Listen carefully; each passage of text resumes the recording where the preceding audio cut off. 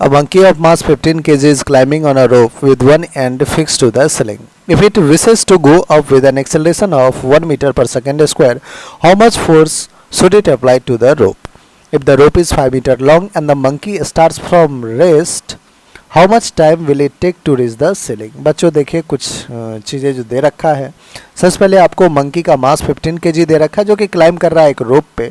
Let's say ये रोप है, इस पे मंकी क्लाइंब कर रहा है तो ऑफ कोर्स इस पे एक फोर्स एक्सर्ट कर रहा होगा मंकी, और रोप है सीलिंग से फिक्स है ये रोप, इसमें टेंशन टी ले लेते हैं। अब टेंशन टी ऊपर और मंकी है यहाँ पे, तो मंकी पे क्या mg फोर्स नीचे भी लगेगा। मंकी कह रहा है कि वो अपना एक्सेलरेशन कितना रखना चाह रहा है, 1 मीटर पर सेकेंड स्क्वायर रख दिया बच्चों हमने। क्या फोर्स अप्लाई कर रहा है वो हम फाइंड आउट कर सकते हैं यूजिंग न्यूटन्स का सेकेंड लॉ। ठीक है, डायनामिक्स का इक्वेशन कहता है जिस डायरेक्शन में एक्सेलरेशन उधर वाले फोर्स को पहले लिखे प्लस टी, माइनस का अपोजिट डायरेक्शन में मास कितना है 15 kg, 15 इंटू जी लिखें आप, 15 जी इज इक्वल्स टू कोई और फोर्स नहीं एग्जर्ट कर रहा है, मास m जो कि 15 और एक्सेलरेशन a कितना है 1 है।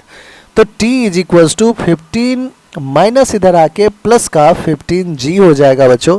जो टेंशन आ रहा है वो 15 प्लस का g की वैल्यू 10 लीजिए, 15 इंटू 10 150 हो जाएगा, 150 प्लस 10 160, 60 प्लस 5 165। जो टेंशन की वैल्यू है वो कितना है 165 न्यूटन। टेंशन की वैल्यू कितना है 165 न्यूटन।